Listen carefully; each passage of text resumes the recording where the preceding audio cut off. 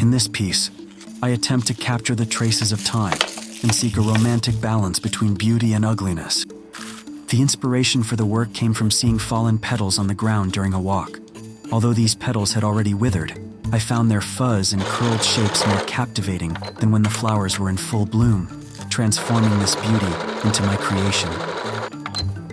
Paper fiber is a new material for me, but surprisingly, it is highly resilient.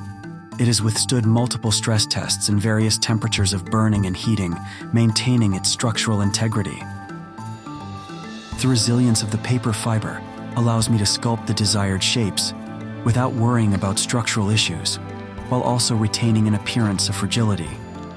Integrating these seemingly contradictory qualities into the artwork has resulted in a better outcome than I anticipated.